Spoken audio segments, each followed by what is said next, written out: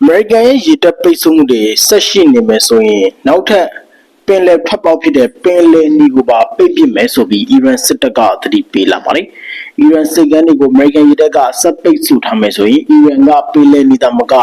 ပင်လယ်ကွေ့နဲ့အိုမန်ပင်လယ်တို့ကတဆင့်ကုန်သွယ်မှုတွေကိုပါပိတ်မယ်လို့အီရန်စစ်တပ်ကပြင်းပြင်းထန်ထန်သတိပေးလိုက်ပါတယ်။အီရန်ဆိုရရုပ်သံကထုတ်လွှင့်တဲ့ထုတ်ပြန်ချက်ထဲမှာစစ်တပ်ရဲ့ဗဟိုကုကဲမှုဌာနအကြီးအကဲကအခုလိုသတိပေးလိုက်တာပါ။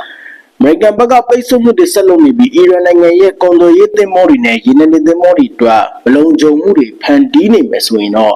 ့ဒါဟာပြစ်ခတ်ရစေရေးချိုးဖောက်မှုအစားပြုခြင်းပဲလို့ဆိုပါတယ်။အစ္စလာမစ်သမ္မတနိုင်ငံရဲ့အင်အားတောင့်တင်းတဲ့လက်နက်ကိုင်တပ်တွေဟာပါရှန်ပင်လယ်ကွေ့အိုမန်ပင်လယ်နဲ့ပင်လယ်နီတို့မှာဘလို့ပို့ကုန်တွင်းကုန်မျိုးကိုမှဆက်လုပ်ခွင့်မပေးတော့ဘူးလို့ဆိုပါတယ်။ဒါပြီးအီရန်ဟာကိုယ်နိုင်ငံရဲ့ချုပ်ချအာဏာနဲ့အကျိုးစီးပွားကိုကာကွယ်ဖို့ပြပြတသားအရေးယူသွားမယ်လို့ဆိုပါတယ်။ပြီးခဲ့တဲ့သတင်းပတ်ကပါကစ္စတန်မှာလုပ်တဲ့ American အီရန်ဆွေးနွေးပွဲတွေမှာစစ်ပွဲဆုံးသက်ဖို့အားသဘောတူညီချက်မရခဲ့တဲ့အတွက် American ဟာတနင်္လာနေ့ကလေးကအီရန်စစ်ကမ်းတွေကိုရေတပ်နဲ့ပိတ်ဆို့ထားတာဖြစ်ပါတယ်။ဒါပေမဲ့အင်္ဂါနေ့ကရရှိတဲ့ရေကြောင်းသွားလာမှုချက်လက်ဒေတာတွေအရအီရန်စစ်ကမ်းတွေကထွက်ခွာလာတဲ့သင်္ဘောတော်တော်များဟာပိတ်ဆို့မှုတွေရှိနေတဲ့ကြားကပဲ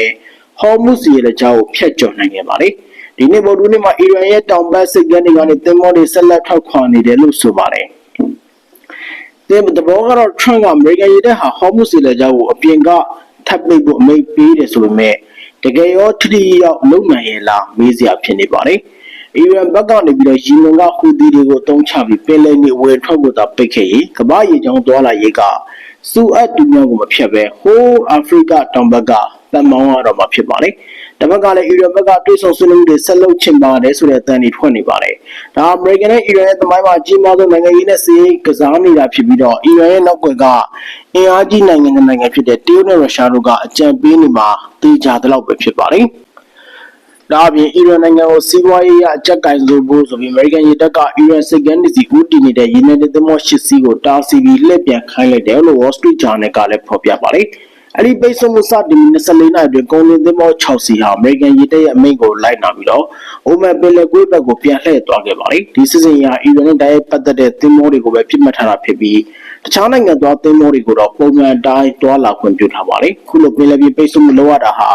ာပြီးခဲ့တဲ့ဖေဖော်ဝါရီလကတည်းကစတင်တဲ့ပြည်ပခအဆုံးသတ်ဖို့ပါကစ္စတန်မှာလုပ်တဲ့ငြိမ်းချမ်းရေးဆွေးနွေးပွဲပြတ်သွားလို့ဖြစ်ပါတယ်။အမေရိကန်ဘက်ကတော့အီရန်ကို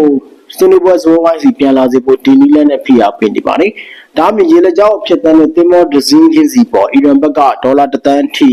အစမတန်အခွန်ကောက်နေတာရပ်တန့်ဖို့တဲ့အမေရိကန်ကလိုလားနေပါတယ်။ Trump ဆိုရဟာအီရန်ရဲ့ဝင်ငွေလမ်းကြောင်းဖြစ်တော့ပြီးရှေ့လက်ပိုင်းဒေသကိုအမေရိကန်အုပ်ဆောင်တဲ့မဟာမိတ်တွေကပဲအပြည့်အဝထိန်းချုပ်ထားနိုင်ဖို့ရှိရပါတယ်။ခုချိန်ဒီတော့အမေရိကန်ရေတပ်နဲ့သင်္ဘောတွေကြားထိပ်တိုက်ရင်ဆိုင်ပစ်ခတ်မှုမျိုးမရှိသေးပဲသင်္ဘောများစုကအမေရိကန်ညွှန်ကြားချက်ကိုလိုက်နာပါတယ်။အမေရိကန်ရေတပ်ကတော့အီရန်ရဲ့ကုန်သွယ်ရေးလမ်းကြောင်းတွေကို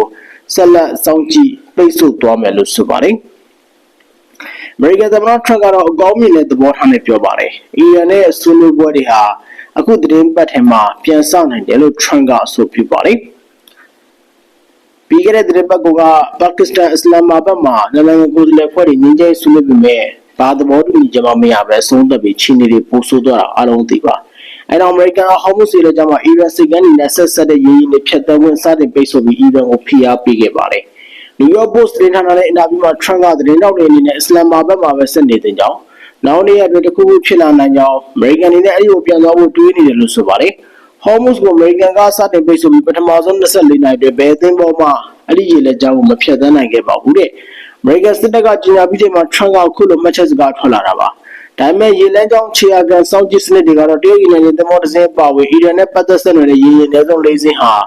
AP14 ရက်နေ့ကရေလက်ကြားကိုဖြတ်သန်းခုံမောင်းခဲ့တာတွေ့ရပါတယ်အမေရိကန်ပိုစီရေးကွက်ကဲမှုဌာနကတော့ဒီရေနေဟာအမေရိကန်ရဲ့ပိတ်ဆို့မှုကိုရွေးဆိုင်ပေးတဲ့ကာလအတွင်းဖြတ်သန်းခဲ့တာဖြစ်ပြီးတော့အမေရိကန်ရေတပ်ကလက်ခံခွင့်ပြုပေးခဲ့တယ်လို့ကြေညာပါတယ်။လောလောဆယ်မှာအမေရိကန်နဲ့အီရန်တို့ဟာသတင်းတစ်ပတ်ကြာပြစ်ခတ်ရစဲထားပြီးမဲ့ဟော်မုစ်မှာဖြစ်ပေါ်တဲ့အခြေအနေအသစ်တွေကြောင့်အဲ့ဒီသဘောတူညီမှုတက်တန်းအကုန်မှာစစ်ပွဲပြန်ဆလာမှာစိုးရိမ်မှုတွေမြင့်တက်နေပါတယ်။ ပြီး ပြီးခဲ့တဲ့သတင်းပတ်ကုန်ကကနဦးနေကျဆွေးနွေးမှုတွေမှာတော့အီရန်ဟာအမေရိကန်တောင်းဆိုချက်အများစုကိုသဘောတူခဲ့ပေမဲ့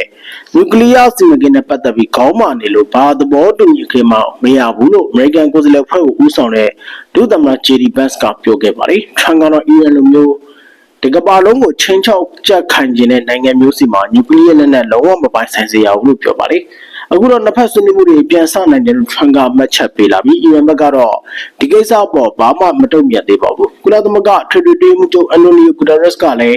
းဆွေးနွေးပွဲတွေပြန်ဆလာနိုင်ခြေအတော်လေးမြင့်မာပါတယ်လို့သုံးသပ်ပါတယ်။ပြီးတော့ပြည်လည်ကွေးနိုင်ငံတွေနဲ့ပါကစ္စတန်ဆိုရကလည်းအမေရိကန်နဲ့အီရန်ကိုယ်စားလှယ်ဖွဲ့တွေဟာခုသတင်းပတ်မှာပါကစ္စတန်စီနောက်ထပ်တစ်ခေါက်ပြန်လာနိုင်ခြေရှိပါတယ်တဲ့။လောလောဆယ်မှာအမေရိကန်စစ်သည်မောတဒါဇင်ကျော်လောက်နဲ့တပ်ရအား1000ဟာဟော်မုစီလက်ကြားပိတ်ဆို့မှုကိုတာဝန်ယူကင်တွင်နေပြီးအီရန်စစ်ကမ်းတွေကထောက်ခွာတဲ့ရင်တိုင်းကိုတားမြစ်နေပါတယ်။အဲဒီပိတ်ဆို့မှုကအီရန်စီးပွားရေးအတွက်အရေးကြီးဆုံးဝင်ငွေလမ်းကြောင်းကိုထိုးနှက်ဖို့ရည်ရွယ်ထားတာဖြစ်ပါတယ်။လက်ရှိအမေရိကန်နဲ့အီရန်ကြားထဲမှာနောက်ထပ်ဆွေးနွေးပွဲတွေထားမြောက်စေဖို့ဆော်ဒီကာတာနဲ့တူရကီတို့ပါကစ္စတန်ဝန်ကြီးချုပ်ကတွားနေတယ်လို့သိရပါတယ်။ပါကစ္စတန်ဝန်ကြီးချုပ်ဟာလက်ရှိမှာထပ်ပြီးတော့ဆွေးနွေးပွဲတွေလုပ်နေတယ်လို့သိရပါတယ်။ဆော်ဒီနဲ့ကာတာခီးစဉ်ဟာနှစ်နိုင်ငံရေးကိစ္စအတွက်ဖြစ်ပြီးတူရကီနိုင်ငံမှာတော့အန်ဒရာတန်တမန်ရေးရာဖိုရမ်ကိုပါကစ္စတန်ဝန်ကြီးရှာဘတ်ရှာရစ်ကတက်ရောက်မှာဖြစ်ပါတယ်။အဲဒီဖိုရမ်တွင်မှာတူရကီသမ္မတအာဒိုဂန်ပါဝါတခြားခေါင်းဆောင်တွေနဲ့တီးတန့်တွေ့ဆုံဖို့ရှာဘတ်ရှာရစ်ကစီစဉ်ထားပါတယ်။ပြီးခဲ့တဲ့သတင်းပတ်ကအမေရိကန်နဲ့အီရန်ကကိုယ်စားလှယ်တီးတီးဟာဆယ်စုနှစ်ပေါင်းများစွာအတွင်းပထမဆုံးကြိမ်ပါကစ္စတန်နိုင်ငံအစ္စလာမ်မာဘတ်မှာမျက်နှာစုံညီတွေ့ဆုံခဲ့ပါသေးတယ်။အမေရိကန်နဲ့အစ္စရေးတို့အီရန်ကိုစတင်တိုက်ခိုက်ရာကနေစစ်ပွဲဖြစ်ပွားခဲ့ရာအီရန်ကလက်တော့မြန်နေနေတဲ့ပင်လယ်ကွေးမှာရှိတဲ့အမေရိကန်မဟာမိတ်တွေဖြစ်တဲ့ဆော်ဒီနဲ့ကာတာတို့ကိုပြစ်မှတ်ထားတိုက်ခဲ့သလိုအရှေ့လက်ပိုင်းဒေသတွင်းစွမ်းအင်တင်ပို့မှုကိုလည်းဟော်မုစီလက်ကြားပိတ်ဆို့ခြင်းနဲ့တုံ့ပြန်ခဲ့ပါတယ်။ပြီးတော့အစ္စလာမာဘတ်ဆွေးနွေးပွဲမှာပြည်ပကရတဲ့မှုသဘောတူညီချက်များခဲ့ပေမဲ့သမ္မတထရန့်ကတော့ခုသတင်းပတ်တွင်ပါကစ္စတန်မြို့တော်မှာပဲဆွေးနွေးပွဲပြန်ဆနိုင်တယ်လို့ပြောပါတယ်။လက်ရှိအမေရိကန်ကအီရန်ကိုရတဲ့နဲ့ပိတ်ဆို့ထားမယ်လာမယ့်သတင်းပတ်ထိတော့ထိလွယ်ရှားလွယ်တဲ့အပြစ်ခက်ရစဲအခြေအနေကဆက်ရှိနေအောင်မှာဖြစ်ပါတယ်။နောက်ထပ်နိုင်ငံတကာသတင်းပုတ်ပြောခြင်းပါတယ်။ရုရှားတင်ကားကိုအကွာဝေး 9.5 ကီလိုမီတာမှပြစ်ခတ်ဖျက်ဆီးပြီးစစ်ပွဲသမိုင်းကိုယူကရိန်းတင်ကားကပြောင်းလဲပစ်လိုက်တယ်လို့သိရပါတယ်။စစ်ရေးတိုက်ထိတ်ဖို့စကားတွေကလို့ဖြစ်ရတဲ့မျိုးယူကရိန်းစစ်မြေပြင်မှာအမှန်တကယ်ဖြစ်ခဲ့ပါတယ်။ယူကရိန်းရဲ့လီယိုပတ်2 စစ်တင်ကားဖွဲ့တွဲဟာရုရှားရဲ့ T-72B3 တင်ကားတစ်စီးကို 3.4 မိုင်ကျော်ကွာဝေးကနေပြီးအမခန်းပြစ်ခတ်ဖျက်ဆီးနိုင်ခဲ့ပါတယ်။ဒီကွာဝေးဟာတင်ကားချင်းတက်ခတ်မှုမှာလုံးဝမဖြစ်နိုင်ဘူးလို့ကျွမ်းကျင်သူတွေကတစ်ချိန်ကသတ်မှတ်ခဲ့တဲ့စံချိန်တွေကွာဝေးဖြစ်ပါတယ်။ဒီစံချိန်တွေပြစ်ခတ်မှုကြီးကအနောက်နိုင်ငံထုတ်အစစ်မြစ်နည်းပညာကိုယူကရိန်းတို့ဘလောက်ထိပေါင်းစပ်အသုံးပြုနိုင်ကြောင်းပြသလိုက်တာဖြစ်ပါတယ်။လီယိုပတ်တင်ကားရဲ့အစွမ်းထက်120 မီလီမီတာပြောင်းချောရဲ့တိကျတဲ့အပူအာယုံကန်စနစ်တွေလေဆာနဲ့အကွာဝေးတိုင်းတာမှုဖြင့်တိကျပြစ်မှတ်ထားနိုင်ဖို့ဒရုန်းကတစ်ဆင့်သတင်းချက်လက်တဲ့အချိန်နဲ့တပြေးညီပေးပို့မှုကိုပေါင်းစပ်ပြီးအသုံးပြုခဲ့ရတာပါရုရှားရလန်နေတဲ့ရုရှားတင်ကားရဲ့အရှိပိုင်းတန်ကြက်ကအားနည်းချက်ကိုပြင်းထန်ထိမှန်စေပြီးတော့ခေတ်သစ်တင်ကားစစ်ပွဲရဲ့စီးရင်တွေကိုပြန်လည်ရေးဆွဲပြလိုက်တာဖြစ်ပါတယ်ဒါတင်မကသေးပဲယူကရိန်းဟာကန့်သက်ချက်တွေကိုပုံမူပြီးတော့ချိုးဖောက်နေပါတယ်လီယိုပတ်185တင်ကားတွေကို18ကီလိုမီတာထိပစ်ခတ်နိုင်တဲ့တာဝေးအမြောက်စနစ်ဖြစ်ပြောင်းလဲသုံးပြုနေသလိုနောက်ထပ်လီယိုပတ်185တင်ကားတစ်စီးကလည်းရုရှားတို့ရဲ့အစုံပြတ်တိုက်ခိုက်လာတဲ့ drone စင်းရဲ့52စင်းရဲ့အုပ်ဖွဲ့တိုက်ခိုက်မှုကိုတန်ပန်းအကာတွေ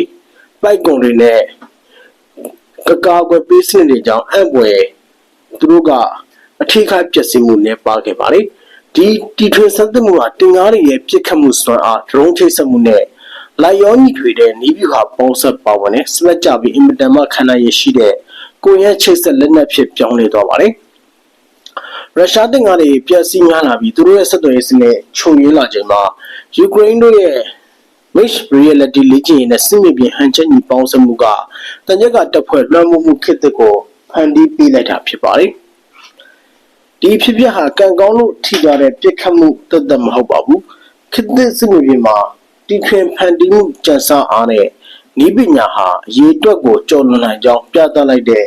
ရဲဝံ့တဲ့အချက်ပြမှုပဲဖြစ်ပါတယ်ယူကရိန်းတို့ရဲ့စရန်နီယာတပ်ဖွဲ့စစ်စင်ရေးကိုပုံစံသစ်ပြောင်းလဲမှုကဘာကြီးကစောင့်ကြည့်နေပါတယ်။ကစားကွက်ပြောင်းလဲသွားသည်ဖြစ်စေမပြောင်းလဲသည်ဖြစ်စေအခြေအနေနဲ့လိုက်ရောညီဖြစ်အောင်ပြောင်းလဲနိုင်စွမ်းရှိသူသာ